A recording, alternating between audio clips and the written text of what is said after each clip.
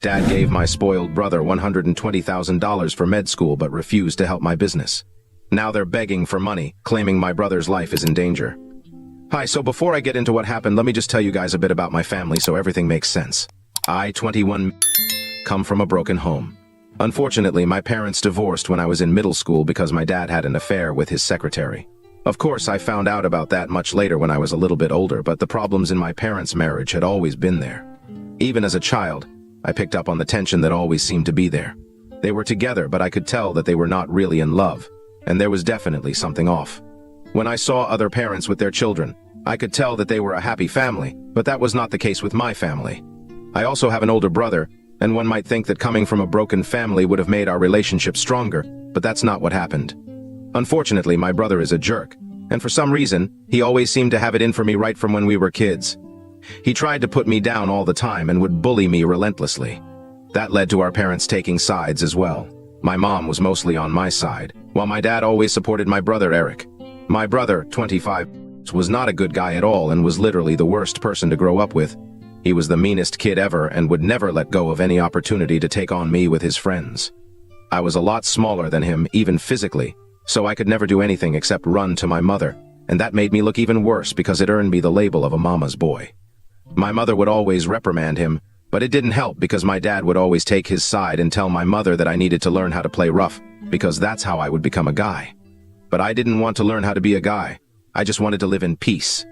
For some reason, my dad and my brother just seemed to hate the idea of me having a peaceful life. They would constantly try to bother me one way or another. My mother would try to protect me.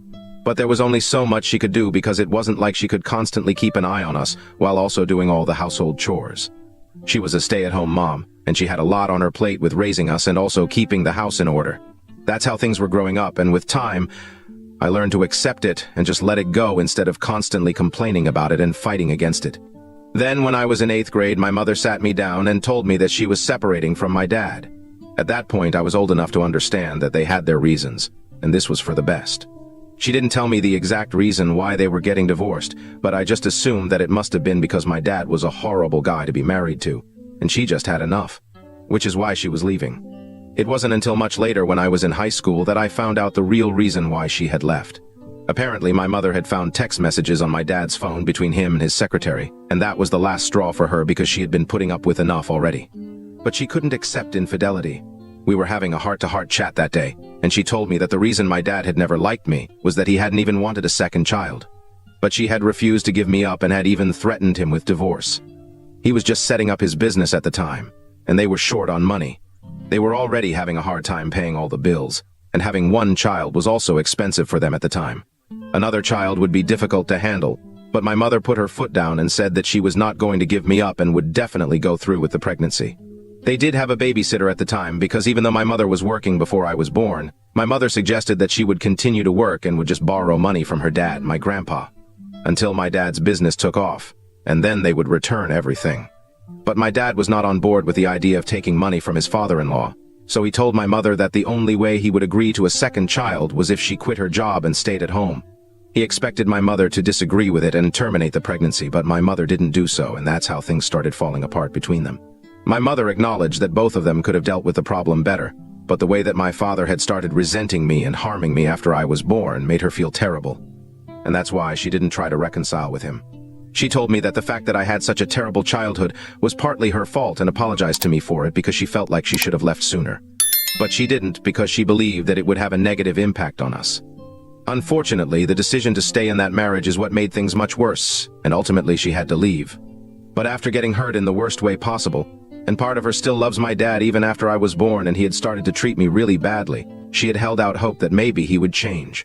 But that never happened, and she was just disappointed time again. So the distance between them just kept growing and he ended up cheating. I love my mother. I really do. But I honestly think that she could have been honest with me about a lot of things way earlier than she chose to because she only told me about all of these things when I was in my final year of high school. But they got divorced when I was in middle school, and unfortunately, I had to spend every weekend with my dad. My parents had worked out a custody arrangement where I would spend the weekends with my dad, and my brother would spend the weekends with my mom. It worked because I hated spending time with my dad, and I hated my brother even more. So I had made it very clear in the divorce that I did not want to be with my dad at the same time as my brother because that would be a total nightmare. My mother agreed with it, so she got her lawyer to work out the terms. Even though my dad was not happy about it because he believed that it was important for me to bond with my brother, I thought that it was impossible for me to bond with a monster like him. So thankfully, my mother had taken my side and worked out an arrangement where I had to spend the bare minimum of my time with my dad and my brother, and I mostly just grew up with her. But despite that, we would spend the holidays together, and that would always be terrible because after his divorce, my brother started dating his secretary and my mother wasn't able to stand it. He had the good sense never to bring her around when we would meet for the holidays, but my mother knew the truth and she hated it. So the holidays would always be tense, but we had to get through it somehow because my dad wanted it, and my mother had to agree because she had already put a lot of distance between my dad and my brother. And me. This was the bare minimum that she could do so we could still at least pretend that we were family and were related by blood. That is why we would try to get along, but that was just all on the surface. Deep down, none of us really liked each other, and both my brother and I had chosen which parent we liked more, and so had our parents, which is really not right. So I guess it's safe to say that my family was pretty dysfunctional and I had a very weird childhood. Nevertheless, I continued to stay in touch with my dad even after I found out the truth in my senior year because my mother had told me that apparently he was the one who was going to pay for me to go to college. So I had to be on good terms with him, and that's the reason why she had never said anything about these things beforehand, because she was afraid that I would get into a fight with him and then lose my college fund. My mother had only started working after the divorce, so she had not saved nearly enough to be able to afford the kind of college that I wanted to go to. So my dad was my best bet. It was really hard for me, but I tried my best to stay on good terms with him. It all turned out to be pretty futile though, because apparently I never even had a college fund to begin with, and my dad continued to mistreat me and talk down to me. But a couple of months before I was supposed to graduate, a few of my friends and I decided to start our own business instead of going to college. It was a huge risk that we were taking because all of us were just 18 and had very little prior experience, but we were really passionate about what we wanted to do. And we didn't think that going to college would increase our chances of getting successful quicker. It was just a leap of faith that we would have to take. I was the one who had the idea of starting our own business, and even though we were just joking about it at first, we quickly made up our minds that this was what we wanted to do. It was going to be a clothing and accessories business because we kind of wanted to revolutionize the space. Since most of the clothing and accessory stores in our neighborhood were mostly either mass-produced products from big corporations or small businesses that didn't really understand how teenagers wanted to dress and look. My friends and I had been having a really difficult time finding stuff to wear that we could be our authentic selves in. We got stuck wearing either really old stuff that we had to thrift or ended up looking like our dads. We had been joking about it, but it occurred to us that a lot of other people our age might have felt the same way. So that's how our brand was born, and I'm proud to say that we have expanded considerably since then. I'm glad that I took that risk without bothering to go to college because I think we did pretty well for ourselves. It was me and 3 of my friends who brainstormed for months and came up with a business plan. It was already decided that the 2 of us would try to design the clothes, which would not be difficult since most of us were already pretty good at art and stuff like that and were interested in fashion.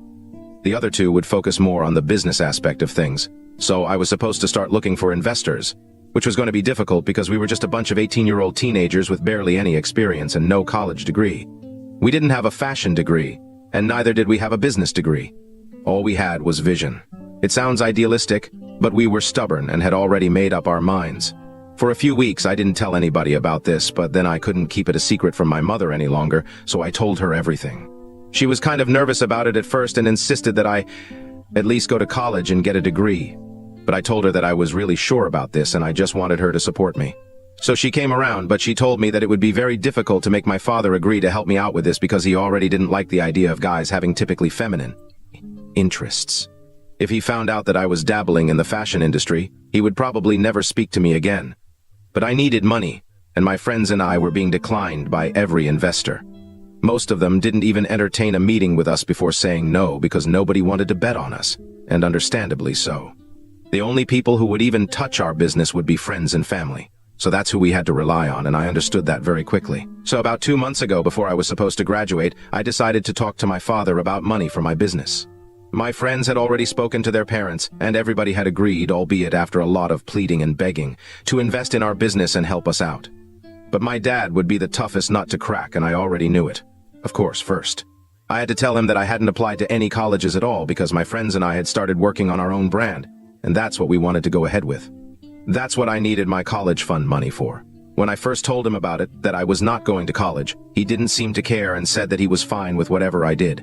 But when I told him that I would need the money from my fund to fund my startup, he told me that he didn't have any money set aside for me because he was serious, not even kidding, about not caring about what I did. That was when I found out that I never even had a college fund to begin with, because everything that he had already spent on my brother who went to medical school. My brother started 4 years before me, and I knew that he went to medical school. I also knew that it would be expensive, but I figured that my dad's business was doing well, so he would of course be able to pay for both my brother and me to go to college. What I didn't realize was that my brother was not just taking money from my dad for school. He was also taking loads of money from him otherwise to have a fun lifestyle when he was supposed to be studying to become a doctor. And my dad was happy to help him. He told me that he had written a check to my brother around the time that he left for medical school and given him his entire life savings that he had been setting aside. It was a huge amount, almost $120,000, and he had just given it all away. Since then, he had been living off of his salary, and he didn't mind it one bit. He had also assumed that I would not be going to college, something that he was right about but for all the wrong reasons. Which is why he had never bothered to save for me or even tell me that I didn't have a college fund. He explained to me that day that he just believed that Eric was his brighter son, and he had never expected that somebody as stupid as me would even bother to want to go to college, let alone get in anywhere. And I had proved him right by not applying and deciding that I was going to start a business, because apparently this is exactly what he had expected of me. I thought that he was kidding or something, but after a few minutes I realized that he was being serious, and he had actually given his entire life savings to Eric to spend, and he had nothing for me. I completely flipped out at him because not only was I upset that he didn't even think to set aside any money for me, he had called me stupid and had called Eric bright. That day, I finally let loose and told him exactly what I thought of him because I just couldn't take it anymore. I had expected him to help me out just a little, and I was going to pay him back once my business started making money. But he couldn't even do this much for me because he was just that selfish and hated me enough. I was inconsolable because even though I had always known that my dad didn't like me and he liked Eric way more, I hadn't seen this coming. We got into a massive fight, and that was pretty much the last day that I spoke to my father because after that I had nothing left to say to him. During the fight, we had pretty much said everything that we had to say and there was nothing more to add to it. I decided that I was not going to see my dad ever again, and he was fine with it because he realized that no matter how much he wanted to, I was not going to turn out like Eric. After that, I pretty much just moved in with my mom, and it was hard to let my friends down and tell them that my dad would not be giving us money to start the business, but they understood. My mother was the one who helped me out. She gave me some money herself and borrowed the rest from my grandparents, something which I had been trying to avoid because they're old. And I wanted them to save money for emergency medical expenses or whatever. They were glad to come on board as investors and mentors, and I'm happy that they decided to bet on me. I'm also pretty sure that they are glad that they decided to do that because our brand is doing great and we are as profitable as it can get. We are pretty popular among teens, and it's really difficult to believe how hard we had to work to get here and how far we have come, but it's true. So I would say that my brand is a lot more successful than my dad's business, and I'm sure that was a bitter pill for him to swallow. But fast forward to 2 weeks ago, something weird happened, and my dad called me up after almost 3 years of not talking to each other. Surprisingly, this call was about Eric, because he had bad news for me. He started off by congratulating me on the success of my business. I thought that he would finally acknowledge how wrong he was, but he told me that they actually needed my help. He said that Eric had completed his residency recently, but he was in huge trouble because he had started gambling when he was living away from home, and my dad recently found out that he was in debt. It was not even a small amount, a significant amount of money, and he had people looking for him because he needed to cough up the money. Eric had to come back home within days of finishing his residency and hiding out with my dad right now, but that's not going to help alone because sooner or later he will be found out. And these people that he's dealing with apparently are kind of dangerous, and my dad is scared that something bad might happen to him. This is where I come in. He said that he needs me to lend them some money to pay off their debt so they can start afresh. My dad is living off of his salary right now. He expects me to help them out with the money since my business is doing so well. He thinks that it might not be such a big problem for me as it might be for him. This is all he said. There was no apology for the past, and he pretended like we had always had such a cordial relationship. There was not even a hint of remorse in his tone, and it really pissed me off that he just expected me to help them out because he had called me. So I got really mad and I told him that he could knock on other doors and beg them for help, but he was a fool to expect anything out of me. Then I hung up and blocked his phone number. After that, I got a few calls from an unknown number and I figured that it must have been my brother. So I blocked him as well so they would not have any way to access me. It's been 2 weeks now, but I haven't been able to shake off the guilt and I just feel really bad right now. As a matter of fact, I've been feeling really weird about my decision to not help them despite having the means to do so.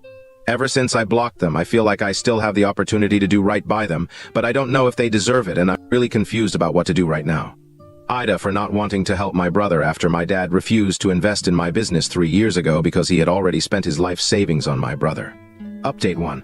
Hey guys, thank you so much for the response. I have decided that I'm going to sleep on this for a couple of more days and think about what to do instead of letting my emotions get the better of me.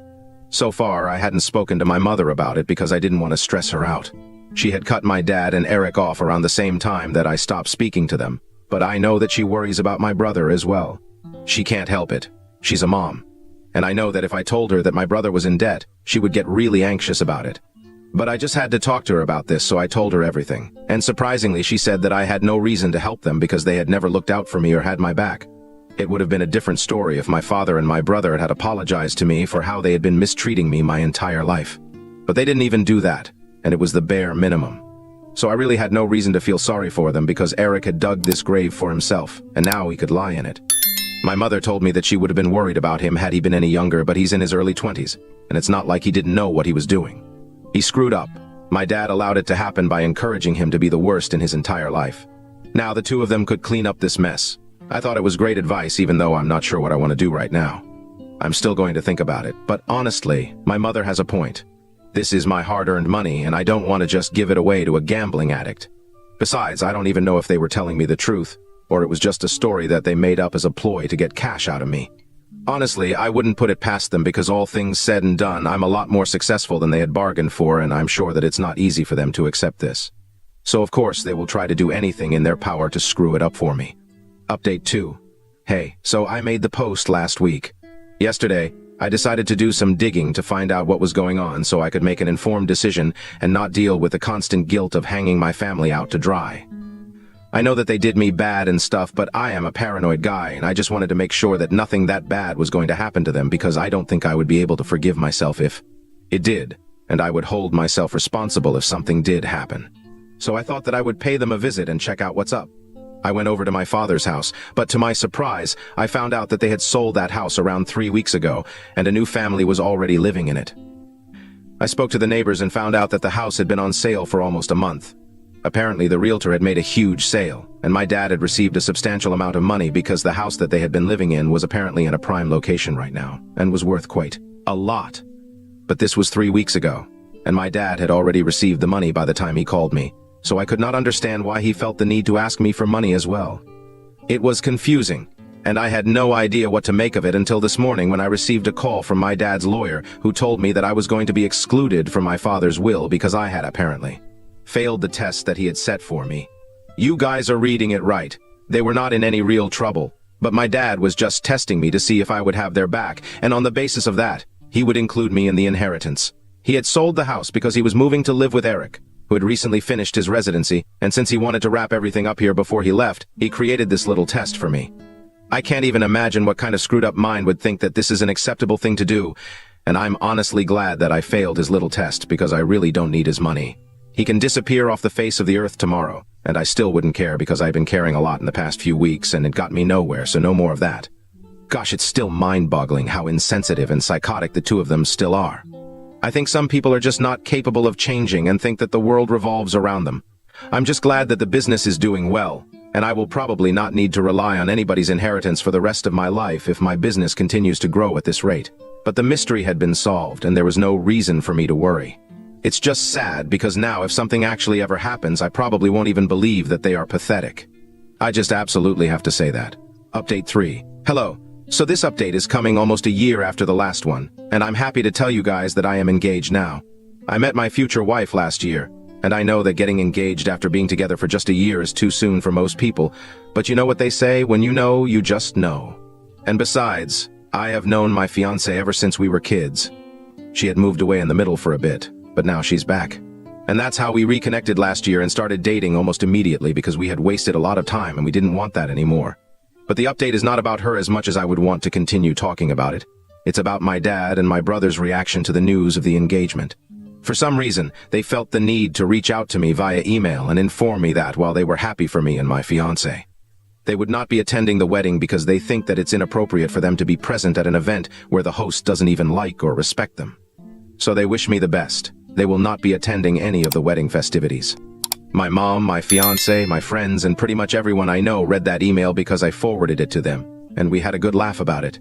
It was bold of them to even assume that they would be invited, but nevertheless, it's good to see that they haven't changed a bit and still think that the world revolves around them.